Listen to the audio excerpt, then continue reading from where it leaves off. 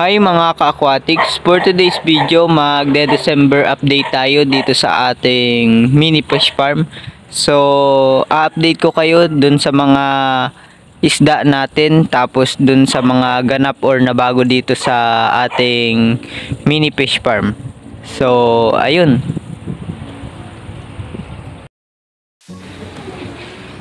So, ayun mga ka-aquatics, dito tayo magsisimula. So, kagaya ng dati lang ang mga nakalagay dyan. May mga tiger barb, rosy barb, tapos may angel fish. Tapos, dito naman mga ka-aquatics, dati lang rin. May mga goldfish tayo dito, tapos koi fish. Tapos, red cross, tetra. So, ayan, nakatago lang sila. Hindi sila lumalabas. So, ayun. So, dito naman tayo mga ka-aquatics.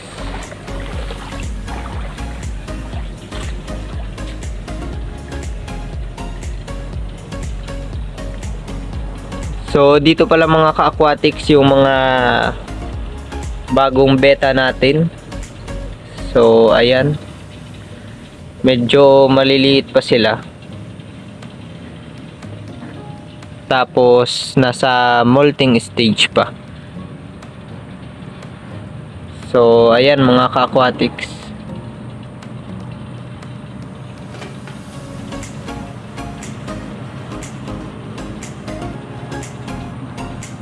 Tapos dito mga ka-aquatics sa baba, mga beta fish rin. So ayan. So yung ibang mga kasama nga pala niyan ay nandun sa lagayan natin doon sa mga beta tank. So pupuntahan natin yan mamaya. So dito naman mga ka-aquatics, dati lang mga glow tetras. So ayan, tapos may janitor fish para may tagalinis ng mga dumi tapos lumot sa salamin. Tapos dito nga pala mga ka-aquatics, dati lang din mga local oranda yung mga nakalagay dyan.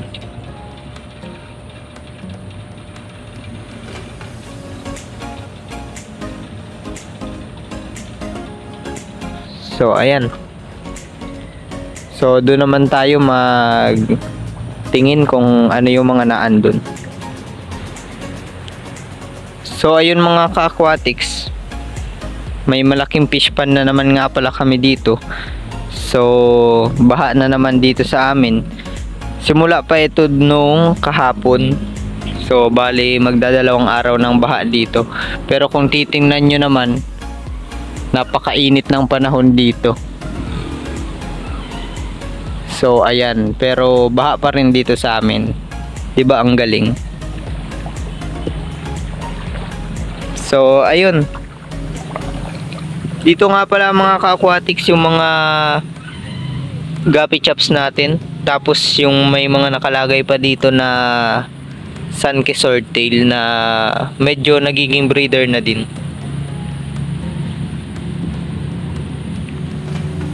So ayan. So dun nga pala sa mga nakaraang vlog natin ay nilipat na natin yung mga breeder na guppy chops tapos yung mga fry nila. So check nyo na lang yung ating mga vlog. Tapos may pailan-ilan na nakikita ako ditong fry na pinag-drop nung ibang breeder dito, kasi may naiwan pang isang breeder dito. Tapos yung iba kasing mga guppy chops dito malaki na rin. So ito yung breeder na naiwan na sinasabi ko. Tumakbo, nagtago. So ayun.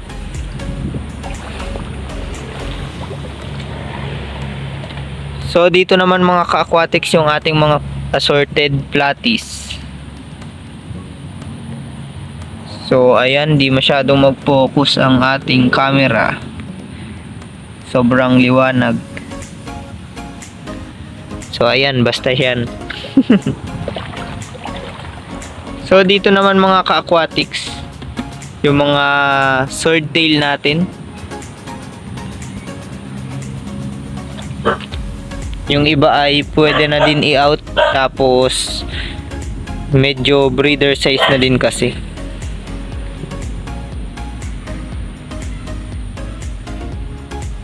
So ayan. Dito naman mga ka-aquatics yung grow out ng ating red swordtail. So ito ay red swordtail din. Tapos may mga breeders na din na lumaki na dyan. Tapos maraming maliliit.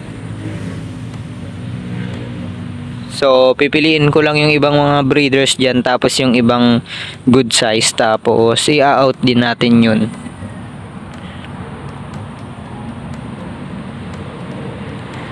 So dito naman mga ka-aquatics, yung mga wagtail platis dito.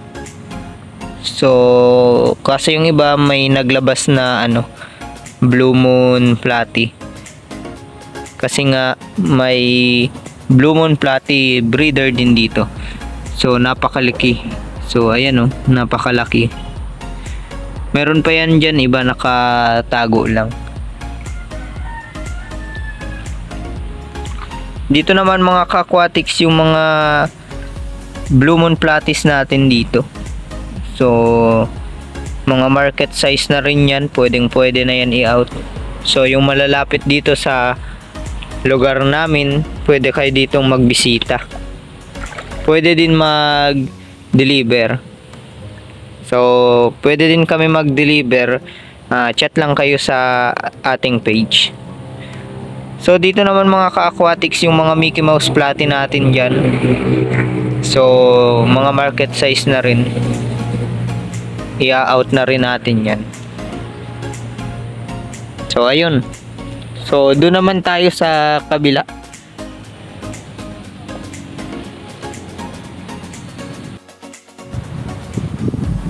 So ayun nga mga ka-aquatics, yung apat na reptab natin ay wala nang laman. So nakataob na yan dyan. Tapos yung napapatungan yan sa ilalim ay wala na rin yan laman. So balak ko yan lagyan nung ating mga ibang guppies.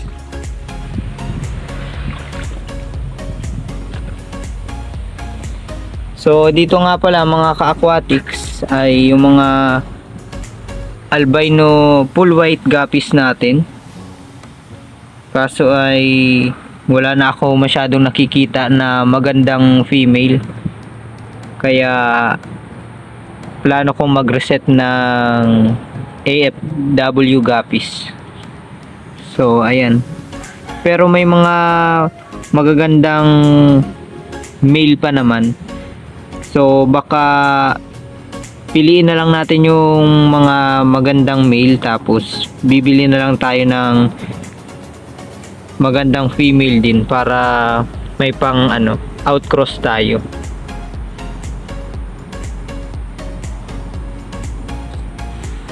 So ayan. Dito naman mga ka-aquatics yung mga EBM guppies natin. So ayan, napakadami pa rin yan. Kasi hindi naman talaga yan halos nababawasan. So ayun.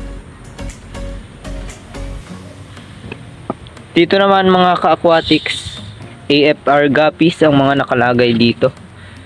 So dito nga ay may mga fry ng AFR guppies. Tapos may mga breeders na rin dito. So ayan yung male, nagtago. Tapos may mga female breeders na din dyan na malalaki, nasa ilalim lang. So dito naman mga ka-aquatics yung AFR guppies din na male breeders. So nilipat ko lang pala yan para hindi naman sila dun mapuno, tapos hindi sila masyadong magang breed. So ayan. Dito naman mga ka-aquatics, yung mga breeder size ng ating red swordtail. So kung makikita nyo, sobrang lalaki ng mga breeder size na swordtail natin dyan. So ayun.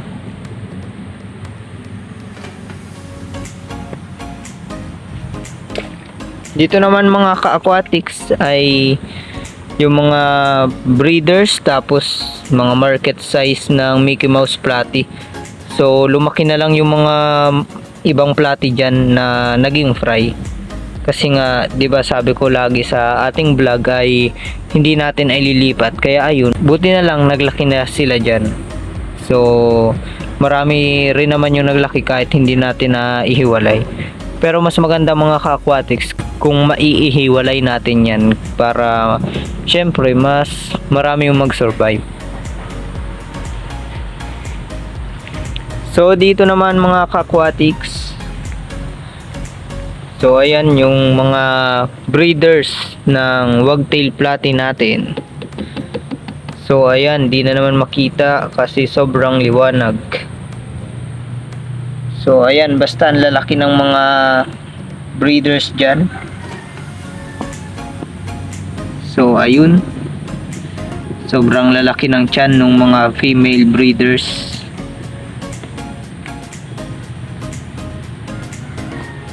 So ayun,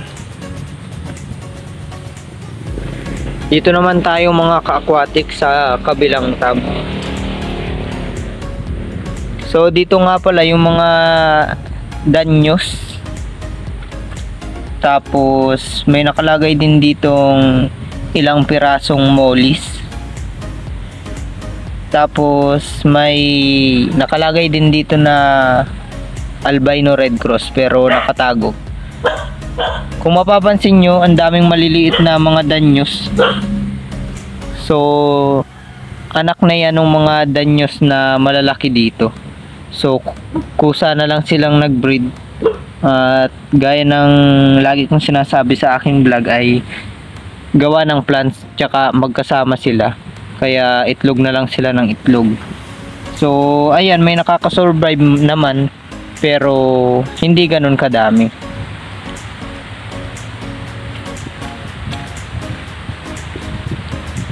So dito naman mga ka-aquatics yung mga breeder ng mga blue moon platies natin din, kaso nakatago sila.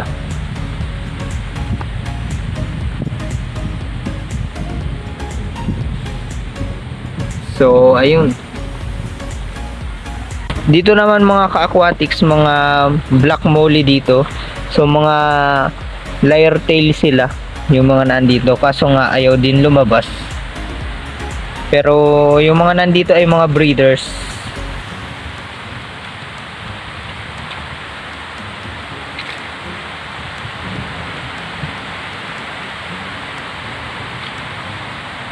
So dito naman mga ka-aquatics ay breeder ng ating guppy chops.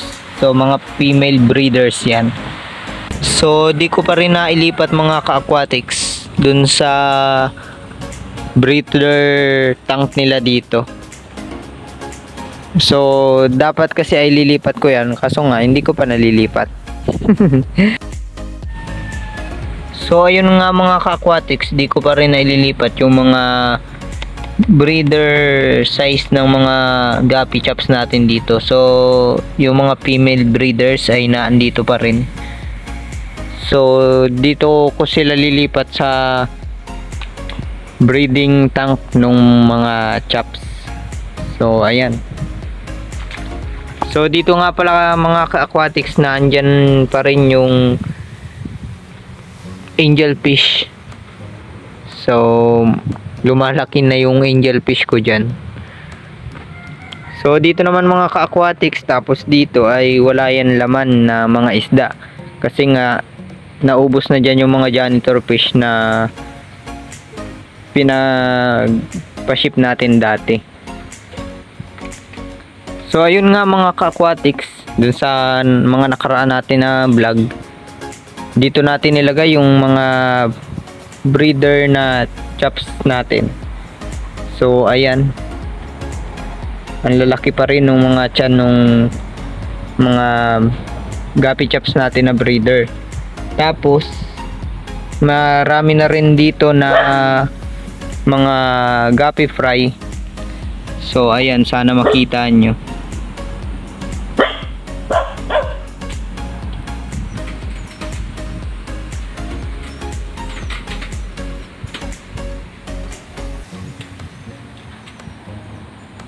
So ayun mga ka-aquatics, yung mga guppy fry na pinag-drop ng mga breeders.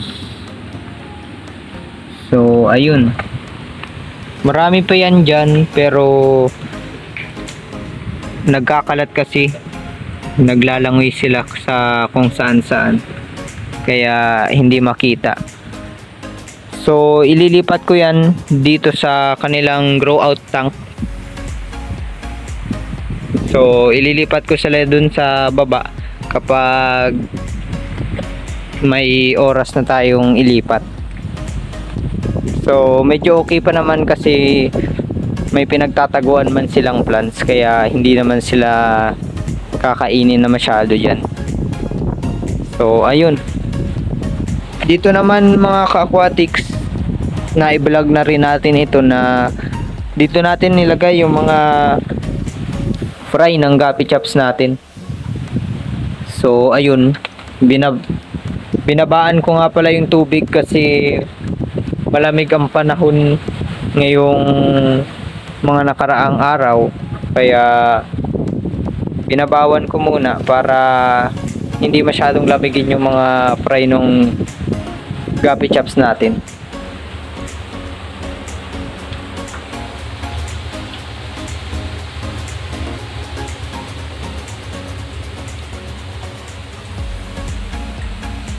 So ayan nga yung mga guppy chops natin dyan. So marami yan dyan, kung saan saan sila naglalangoy. So ayun, dito naman mga ka-aquatics ay breeders ng Sunke Swordtail. So napakalaki din ng mga breeders dyan. So ayan, tapos kung mapapansin ninyo may mga maliliit. So yan ay yung mga naging fry na nila. Tapos nakikita ninyo na medyo may malaki na rin. So naging fry din nila yan, tapos lumaki na kasi di naman natin na ililipat. So nandun may mga maliliit pa ditong fry. So ayan, pag natanggal ko na yung mga guppy chops breeders dito, lilipat ko na yung mga Sunke Swordtail dito sa kabila, para yung mga fry ay dito na lang natin papalakihin. So ayun,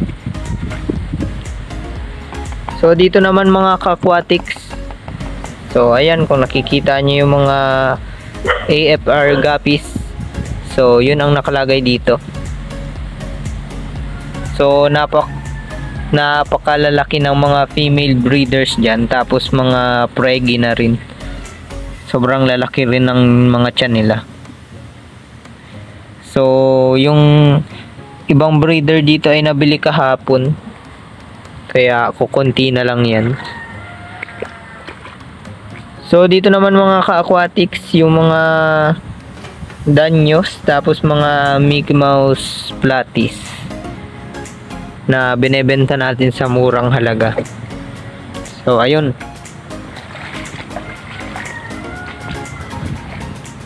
dito naman tayo mga ka-aquatics. Ito yung ating grow out tank ng mga platies.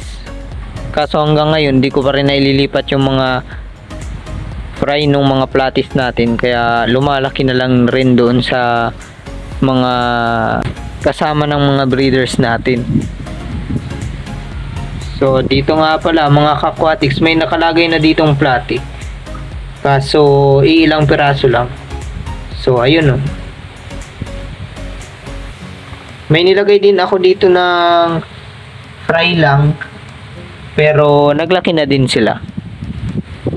So yung iba ay nandun sa dulo.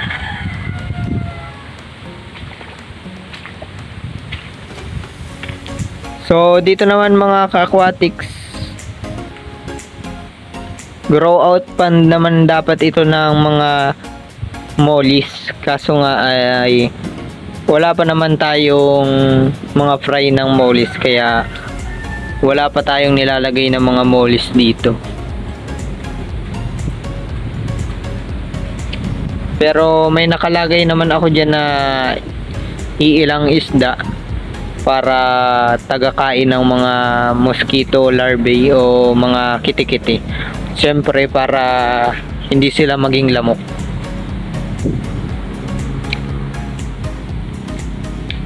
So dito naman mga ka-aquatics, ito yung dating grow out ng pero halos grow out pa rin naman. So ito yung grow out ng mga mollies, assorted mollies. So ayan, malalaki na rin yan, mga market size na. Pwede na rin yan ibenta.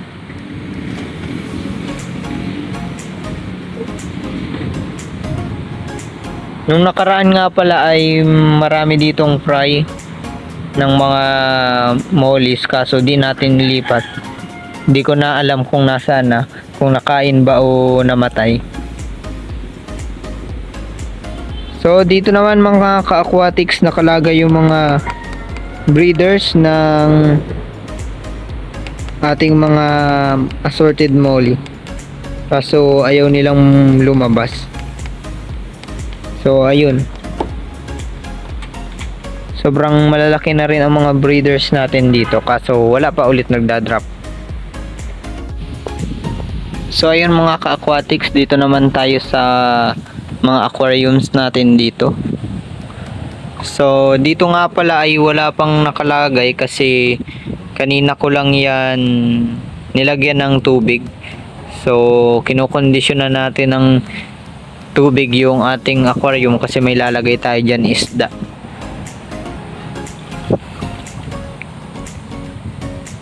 So dito naman mga ka-aquatics, yung mga gold dust molly natin. So sobrang lalaki ng tiyan nung iba dyan kasi nga ay breeder na.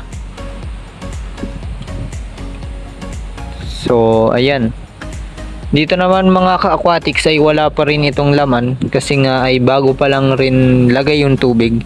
So may mga ilalagay din tayo dyan ng mga isda, kaya kinokondisyon natin yung tubig ng aquarium dyan. So ayun, dito naman tayo mga ka-aquatics, meron nga pala tayo ditong betta fish. So meron tayo ditong yellow pansy na mga betas.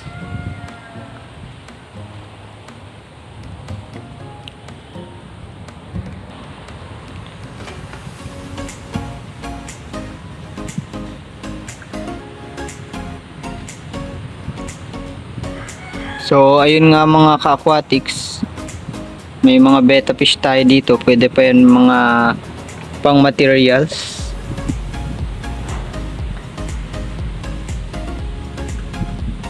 So may mga nag-i-inquire nga pala sa atin, sa ating page, na gustong bumili ng ating mga isda or itong betta fish natin. Kaso nga hindi pa naman tayo available sa shipping, kaya sayang hindi natin napapagbilhan yung mga gustong bumili. Pero balang araw ay makakapagpa-ship din tayo ng mga isda natin para dun sa mga malalayo na gustong magbili sa atin. So ayun.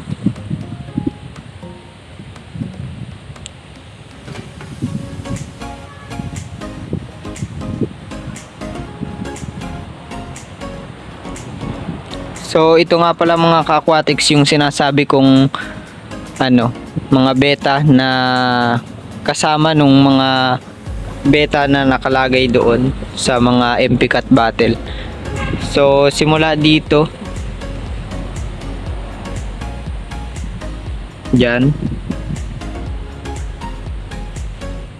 So simula dyan hanggang dito ay kasama yan nung ating biniling mga betta fish doon sa nakalagay na MP Cat Battle.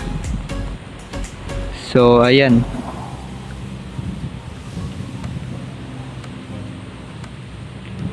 Yung mga betta fish nga pala natin, mga aquatic sa MP Cat Battle, tapos itong dalawang ito, yan, hindi ganyan dati ang kulay niyan. So nagmold sila kaya nagbago yung kulay. Pero hanggang ngayon ay nasa molting stage pa naman din sila, kaya nagbabago pa rin ang kulay niyan. Tapos ito rin yung female dito. So ayan, ay nasa molting stage pa rin yan, kaya nagbabago pa ang kulay niyan. So pwedeng gumanda yan o kaya pwedeng mawala yung kulay. So ayun. Pero yung male natin dito ay okay na yan, nakapag-molt na yan.